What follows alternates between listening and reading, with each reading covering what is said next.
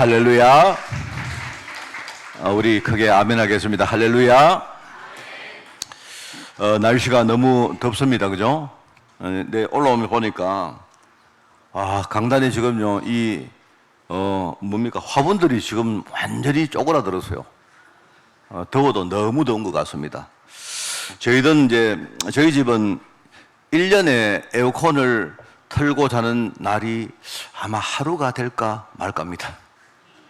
그래서 지난주 너무 더워요. 그래서 제가 감기가 걸렸습니다만은 한 12년 전부터 계속 이상기온이 올 것이라고 그렇게 말해 왔습니다. 그죠? 이제 온 것 같아요. 제가 이제 이걸 보면서 우리가 늘 하는 말 있지 않습니까? 주님이 오실 때에, 재림에 오실 때에 도둑처럼 오실 것이다. 온다, 올 거다 하니까 오겠지. 근데 그렇게 하다가 어느 날 온다는 말입니다. 그죠? 결혼식에 초대받은 처녀들, 10처녀 이야기 아니십니까? 그죠? 신랑이 온다 하는데 안 오거든요. 그래서 이제 밤새도록 기다리다가 잠이 든 겁니다. 오겠지 했는데 안 오니까. 그런데 잠이 든 가운데 온 거예요. 신랑 왔다 소리를 들었는데 갑자기 깬 이 10처녀가 보니까 5명은 자기 등불에 기름을 준비를 딱 했기 때문에 불을 켜고 신랑을 영접할 수 있었는데 나머지 5명은 등잔에 기름이 준비가 안 되니까 영접을 못 하는 겁니다. 그런 이야기입니다. 그래서 주님이 그런 이야기 하죠. 마지막 때가 되면 이런 날이 분명히 올 거다. 제가 무더위가 오는 걸 보면서 이상기온인데 보면서 그죠? 이런 식으로 정말로 주님이 재림에 오시겠구나 하는 생각이 듭니다. 그래서 언제 올 것이냐 그거는 관심사가 아니고요. 그건 알 수도 없고. 그런데 분명히 성경은 우리에게 기름 준비해라. 정말로 우리가 하나님 은혜를 준비해라. 우리가 진짜 복음으로 무장해라. 분명히 하셨기 때문에 이번 여름에 여러분도 정말 복음으로 준비되어지는 그런 축복이 있기를 바랍니다. 8월달 강단 주제는 전문성 캠프에 대한 메시지입니다. 전문성 캠프. 자, 우선 제가 전문성이라 하면 뭔가 특별한 재능을 말하는 것처럼 보이는데 그게 아닙니다. 그게 아니고 하나님 보시기에 내가 가장 전문적으로 해야 될 일이 뭔가, 그게 전문성입니다. 내가 지금 돈이 많으냐, 아니면 내가 머리가 좋으냐, 또는 내가 어떤 특별한 기능이 있느냐, 그걸 말하기보다도 하나님 보실 때 가장 중요한 일이 뭐냐, 그게 바로 전문성입니다. 그죠? 다르게 말하면요, 전도하는 일입니다. 우리가 늘 말하지 않습니까? 전도가 우리의 주업이고, 내가 만약에 목회자다, 내가 산업인이다, 내가 만약에 교사다 하면요, 실제로 그 직업은 우리에게 부업이다, 이런 말 하잖아요. 하나님은 우리가 진짜 하나님이 가장 원하시는 그 전문성의 일을 하기를 원하시는 거예요. 그래서 우리가 누구라도 자기의 업의 현장에서 당연히 내가 감당해야 될 그 내용을 말하는 것이고요. 이게 바로 성경이 말하는 달란트입니다. 달란트. 그죠? 달란트. 다시 말해서 모든 성도가 어떤 현장에 있든지, 아니면 내가 어떤 환경에 처해 있든지, 또는 내가 어떤 일을 하든지 상관없이 공히 하나님이 원하시는 바로 그 사명을 감당해야 된다, 이 말입니다. 자, 그렇다면 이제 우리가 하나님은 내가 현장에서 어떤 일을 하기를 원하실까요? 그건 이제 문제가 남아있죠. 당연히 하나님은 내가 전도자의 일을 하기를 원합니다. 정말로 내가 살았지 않습니까? 하나님이 나를 복음으로 살리셨기 때문에 내가 그 복음의 증인이 되어서 내가 가진 복음 가지고 내 주위 사람을 살리기를 원합니다. 자, 근데 이제 그걸 좀 전문적으로 말을 하면 한 4가지로 제가 이번 8월 달에 정리를 해보려고 하는 겁니다. 그게 바로 4가지 전문성입니다. 자, 그러면 여러분이 우리가 하나님 마음을 우리가 잘 모르지 않습니까? 하나님은 왜 우리가 이런 일을 하기를 원하실까요? 이걸 여러분이 이게 잘 모르겠거든요. 현장을 여러분이 바르게 딱 보면 알 수가 있습니다. 지금 우리가 현장을 딱 보면 뭐가 영의 눈 가지고 현장을 보면 보이는 것들이 있어요. 그러면 그 반대편에 하나님 뜻이 있다는 사실을 여러분이 알면 정확합니다. 지금 현장은 어떻습니까? 제가 여러분에게 질문해 보겠습니다. 대답해 보세요. 여러분이 속으로 정말 답을 한번 구해 보시기 바랍니다. 지금 현장에 올바른 복음을 전하기 위해서, 심부름하기 위해서 애를 쓰는 교회가 얼마나 있습니까? 여기서 여러분이 어떤 답을 한번 여러분 스스로, 우리가 이 양심의, 신앙 양심의 어떤 눈을 가지고 여러분이 한번 이렇게 질문해보고 답을 한번 내보시기 바랍니다. 지금 현장에 올바른 복음을 심부름하는 교회가 얼마나 있나 이 말입니다. 우리가 조금이라도 올바른 복음 전하려고 하면 자꾸 뭡니까? 교회와 교회 간에, 교단과 교단 간에 분쟁이 생기지 않습니까? 이거는요 벌써 오래전부터 그랬습니다. 그리고 지금 현장에 가면요 옛날보다 어떤 그 영적 싸움의 중요성을 강조하며 진짜 열심히 기도하는 교회가 줄어들고 있지 않습니까? 그런 현실이지 않습니까? 뭔가 지금도 교회 안에 기도도 하고 뭘 하는데 예수님께서 이야기 안 합니까? 마지막 때가 되면 경건의 모양만 남고 경건의 능력을 사람들이 부인할 것이다, 이런 말입니다. 갈수록 성도들이 복음을 이해할 때 어떤 말과 글로 이해합니다. 그죠? 말과 글로만 이해하지 실제로 말씀을 묵상하고 누리는 것이 점점 사라지고 있습니다. 죄송합니다. 잠깐만요.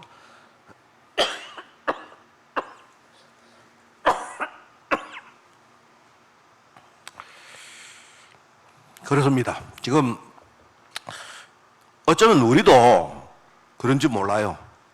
우리가 진짜 그리스도를 아는데, 그죠? 이 그리스도를 말과 글로 알고 있지 않습니까? 혹시 우리가 이 우리의 어떤 지성이라는 영역 속에서만 우리가 그리스도를 알지, 진짜 그 그리스도 속에는 깊은 어떤 부분을 우리가 정말로 묵상하고 누리는 것이 좀 게으르지 않습니까? 네, 이런 이야기입니다. 자꾸 이 복음 메시지가 이제 구호로 그치고, 그죠? 어떤 우리 메시지라는 말로 정형화된 어떤 글로 우리에게 다가올 것이지, 그죠? 내가 삶 가운데 정말로 그 메시지를 누리는 것들이 참 안 되는 경우를 우리가 많이 봅니다. 평상시는 모르죠. 그런데 교회 안에 또 내 개인에게 어려움이 있다고 와보면 내가 평상시에 이 복음을 정말 누리느냐 안 누리느냐가 그때 굉장히 차이가 납니다. 이런 것들입니다. 저는 우리 성도들이 복음 메시지 여러분이 잘 몰라도 괜찮습니다. 제 이 말은 뭐냐니까, 여러분이 많은 그 메시지를 정리하면 좋지만 꼭 여러분이 정리가 안 돼도 괜찮아요. 그런데 우리 삶 가운데 내가 받은 말씀을 내가 묵상하고 누리는 것들이 이게 되면 됩니다. 저는 그걸 원합니다. 진정으로 내가 목회를 하면서 우리 성도들에게 말씀을 가르친다 할 때에 이 글이나 말의 말씀을 가르치는 게 아니고 이 말씀이 여러분 속에 진짜 능력이 되어서, 그죠? 어느 날 내게 문제가 왔을 때 나란 사람은 이 문제를 해결을 못하지만 내가 평상시 받았던 이 말씀이 이 문제를 실제로 이겨내고 초월할 수 있게 되고, 실제로 뭡니까? 이 말씀이 나로 하여금 굉장한 승리의 자리로 이끄는, 이게 진정한 목회라고 저는 생각합니다. 그래서 제가 뭐라고 합니까? 메시지 받을 때 메시지를 여러분이 숙지하세요. 여러분이 외우셔도 됩니다. 외우시고 난 다음에 잊어버리라고. 여러분이 구원의 길 메시지 아니십니까? 여러분이 숙지하세요. 숙지하시고, 우리가 지금 오후에 구원의 길을 지금 한 60강 정도로 풀어서 우리가 메시지 듣고 있지 않습니까? 충분히 여러분이 숙지하세요. 그리고 잊어버리세요. 완전히 잊어버리세요. 전도로 가면 여러분이 그 메시지에 묶이지 마세요. 내 안에 살아있는, 내가 진짜 살아서 누리는 복음을 여러분이 내 주위 사람들에게 전달하시기 바랍니다. 그게 한마디도 괜찮고 10마디, 100마디도 괜찮아요. 말 잘해도 괜찮고 못해도 괜찮습니다. 말을 못하시는 분들은요, 정말로 여러분이 마음 중심으로 내가 늘 누리는 그 그리스도를 여러분이 전달하려고 기도하면서 해보시기 바랍니다. 그러면 굉장히 그게 중요하죠. 저도 마찬가지입니다. 저도 여러분에게 메시지 전할 때 저는요, 옛날에는 제가 이렇게 몇 자 적어가지고 여러분에게 메시지 전했습니다. 그런데 제가 어느 날부터 방법을 바꾸었습니다. 어떻게 바꿨느냐? 저는 강단 메시지를 한 2달 전부터 준비를 합니다. 지금은 이제 8월달 안 되었습니까? 그죠?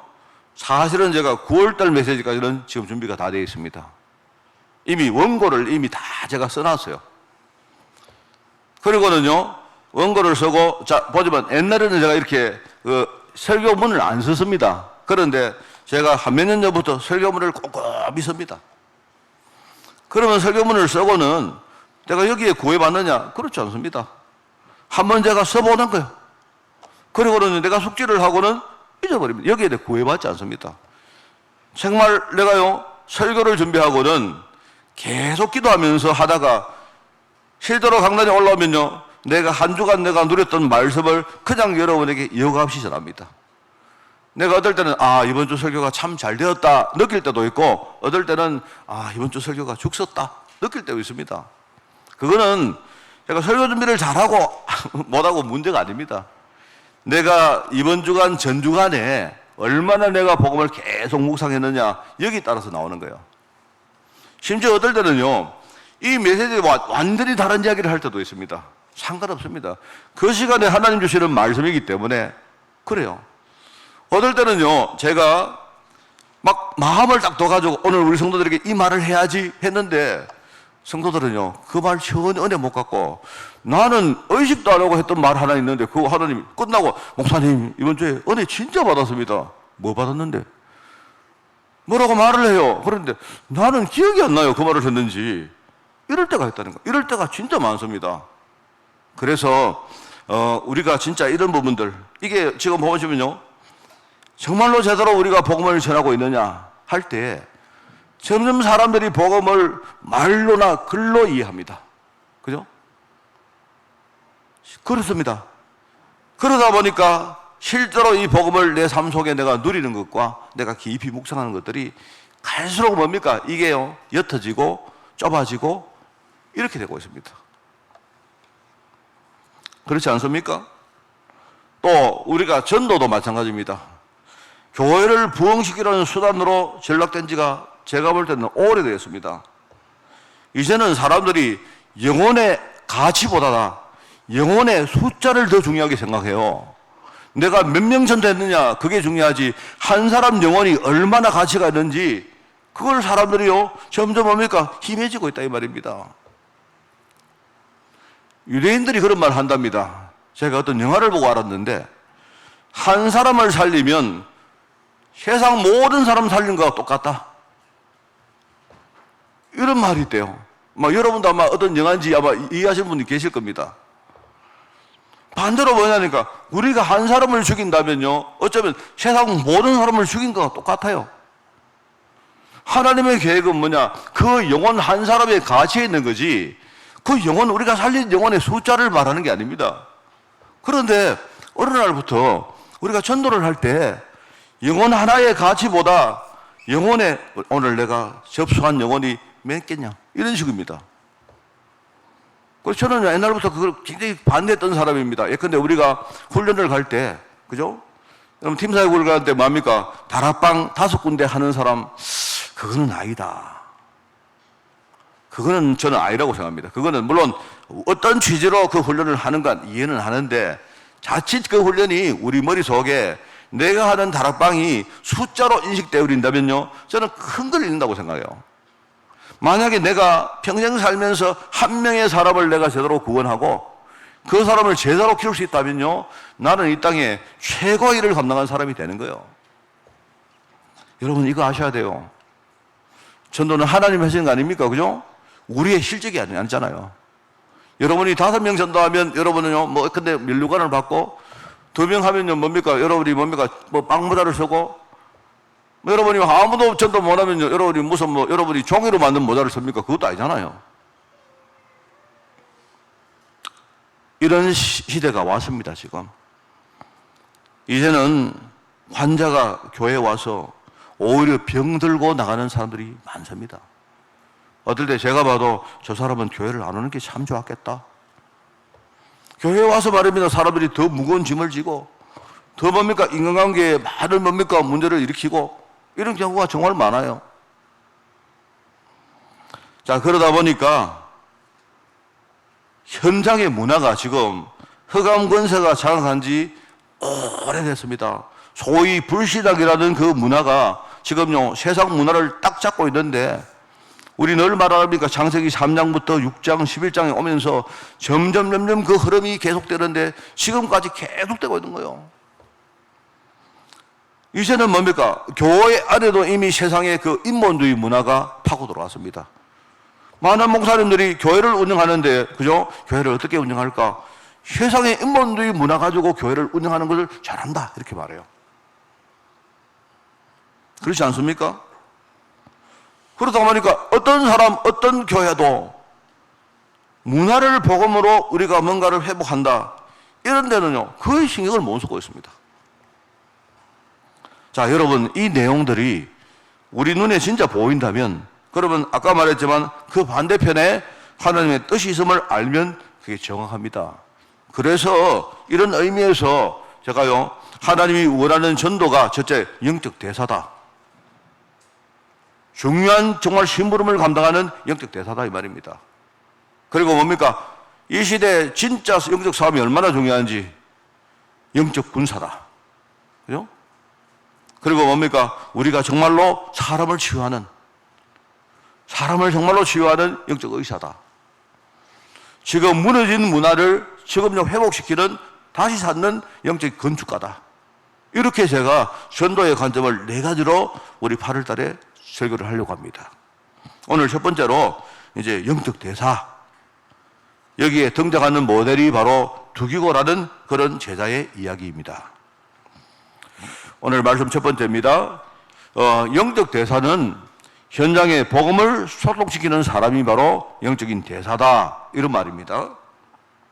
여러분, 누구라도요, 우리가 어떤 일을 위임받은 사람들은 무조건 여러분이 무슨 일을 많이 하려고 노력하는 거 그거 별로 좋지 않습니다. 그거 좋지 않고요. 내가 작은 부분을 해도 내가 맡은 일을 정확하게 잘 하는 것이 중요해요. 맞죠? 내가 어떤 일을 하나님으로부터 위임받았다 이 말입니다. 그러면 하나님이 이 일을 내게 위임시킬 때 내가 어떤 일을 많이 하려고 하는 것보다도 내가 하나님께 받은 이 복음을 내가 정확하게 심부름하는 것이 그게 훨씬 더 중요하다 이 말입니다. 어차피 맡기신 분은 하나님 아니십니까? 나는 심부름하는 사람에 불과한 거죠. 그죠? 어떻게 보면 책임도 하나님 주시는 것입니다. 나는요, 책임도 별로 없어요. 왜? 하나님이 내게 시켰기 때문에 나는요, 시키신 대로 그냥 하면 돼요. 여러분, 심부름하는 사람이 일을 하다가 문제가 왔을 때 누가 책임집니까? 물론 심부름하는 사람이 심부름을 잘 못했으면 그거는 문제가 되지만, 그죠? 일 자체에 문제가 있다면요, 그거는 심부름꾼이 책임지는 게 아니고 일을 시킨 사람이 책임지는 거예요. 그런 거 아닙니까? 맞죠? 그렇기 때문에 심부름 맡은 사람은 제가 볼 때 일단은요, 우선 내가 맡은 일을 철저히 잘하는 것이 중요합니다. 그죠? 많이 하려고 하지 마시고. 그리고 심부름꾼은요, 가급적 자신을 드러내지 않는 것이 중요합니다. 여러분 집에 택배 주문하실 때, 그죠? 택배 주문하실 때 택배 아저씨가 가져오시면요, 누가 가져왔어요? 따집니까? 안 따지잖아요. 우리가 누가 가져가는 거 그거 따질 때는 뭐냐니까 맡은 일을 제대로 했는가 그거를 확인하려고 일 못하는 경우에 당신 왜 심부름을 잘못했느냐 이걸 우리가 따지려고 아는 거지, 안 그렇습니까? 누가 가져오는 게 중요한 게 아니잖아요. 이 사람이 맡은 것을 우리 집에 정확하게 가져왔느냐 그게 중요한 거 아니겠습니까? 그죠? 정확하게 가져왔다 이러면 끝입니다. 그 사람이 뭡니까? 남자든 여자든 뭐 젊든 뭐 상관없습니다. 없어요. 요즘은 심부름하는 분들 보니까 잘하시더라고. 보니까요, 와서 뭡니까? 딱 미리 뭡니까? 몇 시에 가겠습니다. 딱 오고, 그죠? 그 시간에 만약에 집에 계신다고 이야기해 주시고, 안 계시면요, 물건을 어디에 두라고 이야기해 달라고. 이렇게 뭡니까? 다 문자가 오잖아요. 또 딱 두고 가면요, 내가 정확하게 어디에 두고 갔습니다. 사진까지 딱 찍어가지고 딱 보내주고 가요. 잘하더라고, 보니까. 우리 입장에서는요, 이 사람이, 이 아저씨 보니까 뭐 생긴 게 이상하네. 깡패 같네. 뭐 이런 사람이 왜 심으로 우리 따질 필요가 없지 않습니까? 안 그래요? 그런 겁니다. 자신의 일을 잘하는 게 중요하고, 가급적이면 자신을 드러내지 않는 게 중요해요. 그리고 우리가 이 일을 감당할 사람은 꾸준히 지속해서 이런 태도를 잃지 말아야 됩니다. 그게 참 중요해요. 우리가 보통 보면 반대로 일 잘 못하는 사람들이 주로 그렇습니다. 일을 잘 못하는 사람들이 주로 자기 공시사에 더 열심히 입니다. 그리고 뭡니까? 지 기분대로 왔다 갔다 해요. 기분대로 뭡니까? 뭘 늘 말하면 뭡니까? 오늘 내가 기분이 안 좋아가지고 못 갔다. 이런 식으로 말해요. 그거는 일 못하는 사람입니다. 그래서 우리가 영적 대사를 할 때에 제가 지난번에 말했죠. 영적 대사라는 말은 우리가 외교 용어입니다. 외교 용어. 우리 대사라는 말은 원래 특명정권 대사라는 이 6글자의 준말입니다. 원래. 그게 이제 외교 용어는 그렇다 했죠. 한 나라의 대통령이 우리나라를 대표해서 다른 나라에 우리 외교사들을 보낼 때에 우리나라가 만약에 미국에 대사를 보내면요, 그 사람은 우리나라 대통령의 특명을 받아서 정권을 가지고 그 나라 대사로 가요. 그러면 대사는 한 나라에 딱 한 명밖에 없습니다. 대사는. 근데 이제 우리가 가보면 외교관 가운데 영사라는 사람은 많이 있어요. 제가 알기로 미국만 해도 우리나라 영사가 한 수십 명 됩니다. 요 근처에 일본만 가도요, 일본 가도 우리나라 영사가 내가 알기로 한 20명 된 걸로 알고 있어요. 영사는 뭐냐니까, 영사는 우리나라 사람들이 그 나라에 가서 이런저런 일을 하지 않습니까? 뭐 여행도 하고 하잖아요. 그러면 우리나라 사람들이 그 나라에 가서 생활하는데 불편함 없도록 여러 가지 지원을 해주고, 그 다음에 뭡니까? 우리나라의 여러 가지 문화 이런 것들을 그 나라에 소개하는 이런 일을 하는 게 그 영사입니다. 영사인데 대사는 좀 달라요. 대사가 어떤 말을 했다. 그 말은 뭐냐니까 우리나라 대통령의 의중입니다. 우리나라 대통령을 대신해서 말하는 거예요. 내가 볼 때 대사가 별로 한 일이 없습니다. 근데 그 사람 말 한마디가 굉장히 중요하기 때문에 대사가 굉장히 중요한 사람을 보낸 겁니다. 그게 대사입니다, 대사. 그래서 우리가 하나님의 권한을 위임받아서 전장의 파송받은 영적 대사다 이 말입니다, 대사. 알겠죠? 대사. 우리 영사가 아닙니다, 영사. 영사는 누구냐? 영사는 내가 볼 때 하나님의 영사는 우리가 아니고 천군천사입니다. 천사가 많이 있는데요. 이 천사가 하나님 자녀가 막 살아가는데 사실 우리는요, 여기가 외국이거든요. 맞죠? 본국입니까? 외국입니까? 우리의 본국은 천국입니다, 여러분. 잠시 여러분이 외국에 지금요, 여행 오신 거예요. 아니면 신부름 오신 거예요. 여기에 우리를 도우는 영사가 쫙 있습니다. 뭔 말 알겠습니까? 그 천사지. 우리는 천사가 영사고 우리는 뭐다고? 대사입니다, 대사. 하나님이 딱 위임해가지고요. 하나님 위임을 딱 받아서 권한을 가지고 이 땅에 진짜 중요한 심부름 하러 온 거예요. 그러면서 그렇기 때문에 우리가 해야 될 일이 뭡니까? 하나님의 뜻을 정확하게 전달할 수 있는 심부름을 하는 사람이 바로 우리다 이 말입니다. 그렇기 때문에요, 우리는 여기서 먹는 것, 자는 것, 사람 만나는 것, 우리가 여기서 심지어는 노는 것, 전부 다 뭐냐? 그게 공적인 일입니다, 공적인 일. 대사가, 그죠? 대사가 미국 가서 그 사람 자기 사는 집, 자동차, 그 사람이 어디 가서 누구를 만나서 밥 먹는 거 전부 다 뭡니까? 공적 일이기 때문에 그 사람 그걸 가지고 공무원이라고 말하잖아요, 공무원. 그래서 공적인 뭡니까? 재정을 가지고 다 지불해줘요, 그게. 우리가 그렇다 이 말입니다. 여러분 잘 아시는지 몰라도 몇 년 전에 제가 이야기를 안 했습니다만은요, 우리 몇 년 전에 이제 여기 우리 교회에 여러분 오셔서 예배를 드리신 이제 여자 집사님이 한 분 계셨어요. 우리 여기 보면 이 한국제강이란 그 한국제강 아니구나. 그 뭡니까, 우리 하만에 큰 회사 하나 있죠. 이름도 기억 안 납니다만은요. 거기에 이제 뭡니까, 프랑스 통역을 하러 오신 그 분이신데 사실 조용히 우리 교회 와서 이렇게 뭡니까 예배하고 가시고 했는데, 그분이 한 번은 이제 저한테 와서 이야기를 하시더라고요. 이분이 이제 굉장히 뭡니까 프랑스어권에 이 성경에 굉장히 관심이 있으신 분인데, 지금은 이제 그 일을 마치고 가셨기 때문에 안 오시는데, 또 이제 여기에 일하러 오시면 우리 교회 또 오실 겁니다. 조용히 와서 예배하고 가세요. 그분이 가시는데, 그분이 한 번은 저보고, 목사님, 아프리카에 기니라는 나라가 있는데 그 기니라는 나라에 명예 대사를 지금 누가 한 명을 지금 찾고 있다는 거예요. 기니라는 나라에. 저는 갑자기 그 이야기 듣는데 나보고 또 기니에 또 명예 대사를 하라나? 이렇게 생각했습니다, 제가. 근데 제가 이야기를 딱 들어보니까 뭔 말인가 하니까, 기니라는 나라가 너무 작다 보니까 가난하잖아요. 그죠? 가난한 나라다 보니까 이 기니가 이 일본의 대사관이 있는 겁니다. 일본의 대사관이 있는데, 이제 우리나라에 따로 대사관을 줄 수 있는 그런 입장이 못 되다 보니까 일본에 있는 기니 대사관이 우리나라 일까지도 같이 감당하는 겁니다. 근데 이제 문제는요, 이 일본에서 하다 보니까 우리나라를 이렇게 좀 소홀히 할 수 있지 않습니까? 그래서 이제 일본 대사관에서 우리나라 사람 가운데 기니를 대표할 명예 대사를 한 명을 뽑으려고 한다는 겁니다.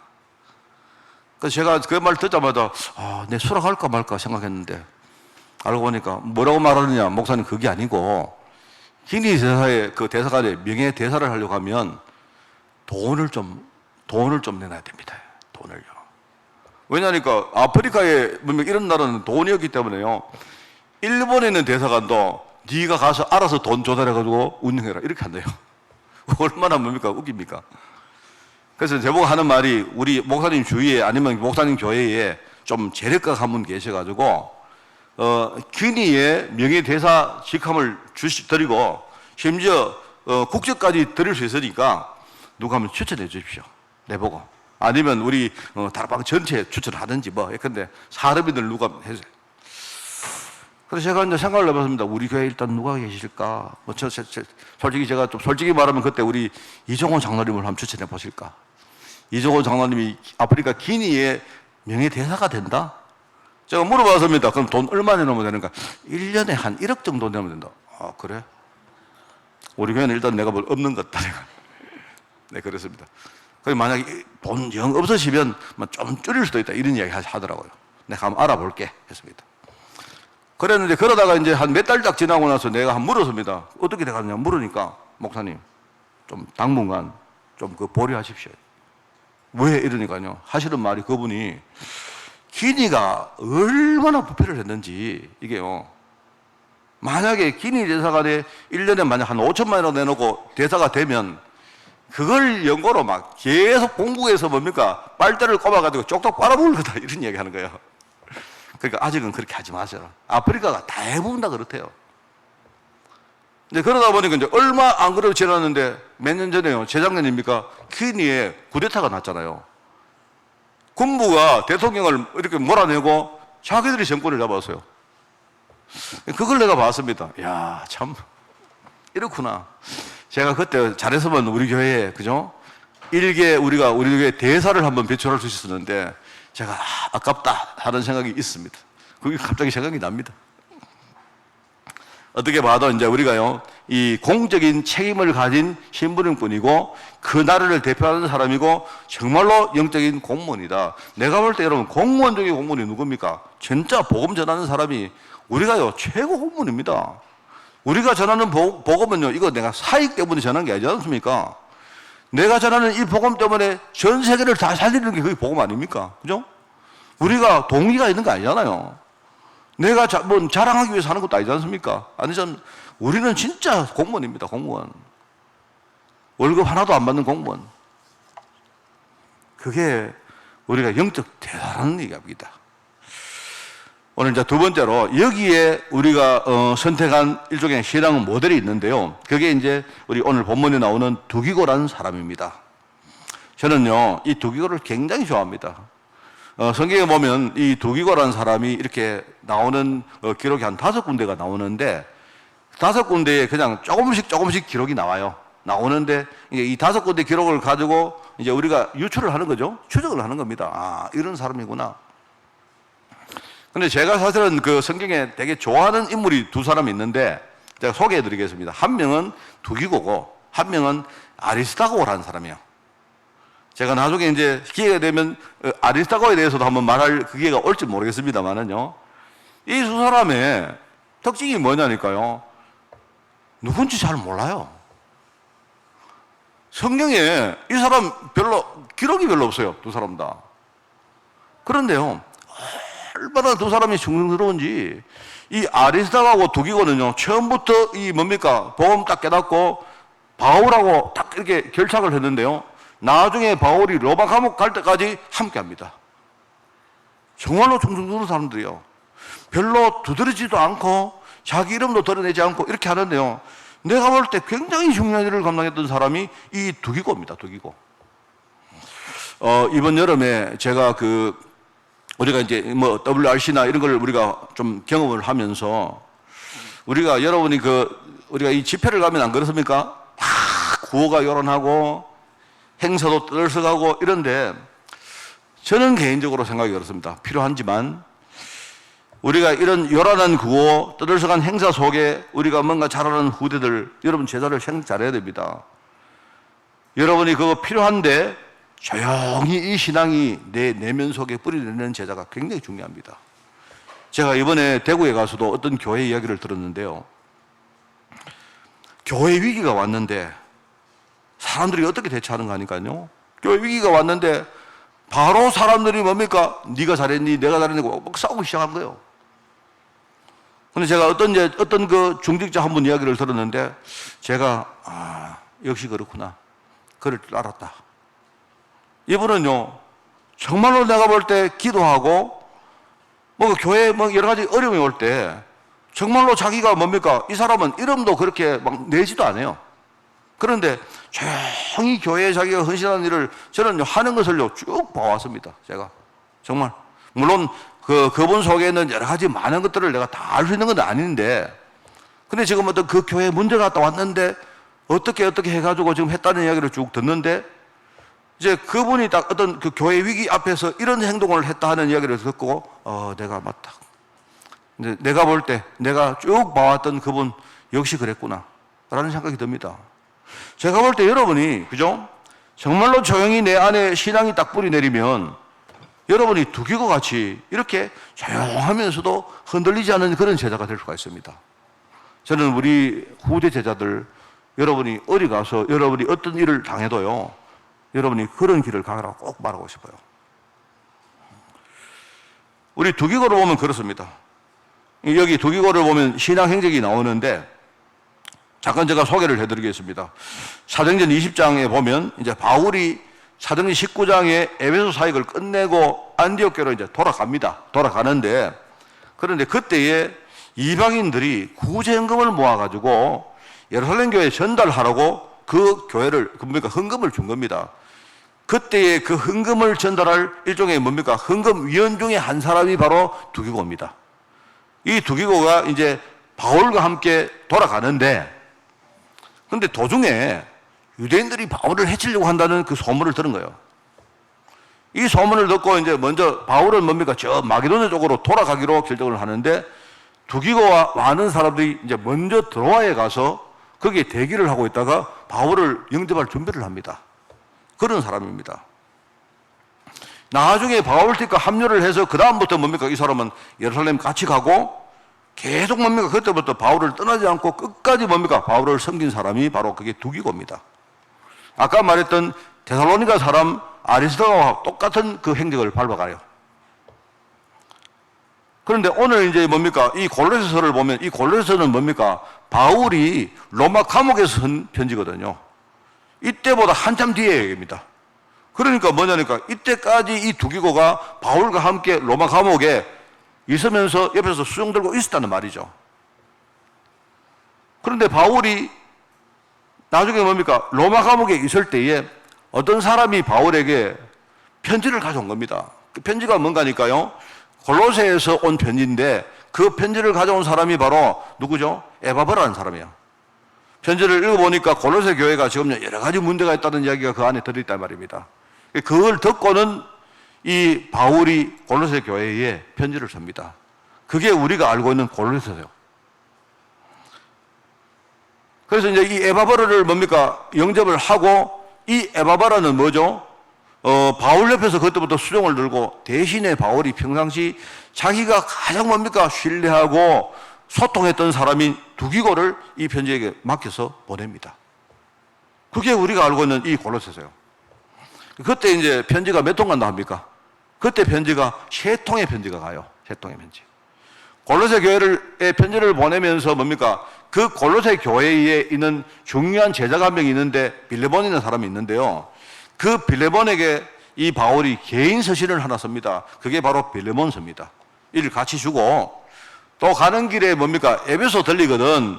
에베소 교회의 성도들에게 문안해라 하면서 문안 편지를 한 장 씁니다. 그게 우리가 알고 있는 에베소서예요. 말하자면 골로새서, 빌레몬서, 에베소서 이 3개의 편지를 이 두기고에 줘가지고 두기고가 그 3개 편지를 가지고 신부름하러 가는 겁니다. 그게 오늘 이제 내용인 겁니다. 그러니까 바울이 행동했고 기록한 내용을 보면 얼마나 이 사람을 자기가 믿었고 평상시 소통을 했는가 알 수가 있죠. 사랑받는 형제다. 주 안에서 진실한 일꾼이다. 나를 영접하듯이 꼭 똑같이 해줘라. 이렇게 말하는 게 전부 다 그런 내용들이죠. 그리고 이제 이 두기고가 언제 기록이 나오는가 하면요. 나중에 이제 또 한참 후에 바울이 이제 죽기 바로 직전에, 말년에, 바울이 그레데로 또 뭡니까? 편지를 보냅니다. 그 당시에 그레데에 사역을 하고 있던 사람이 누구냐니까 디도라는 사람이거든요. 내가 이제 죽게 되었다. 디도야, 내게 오너라. 이렇게 하면서 뭡니까? 그 디도를 부르는 편지를 보냅니다. 그 편지를 보내는 게 그게 디도서인데, 그죠?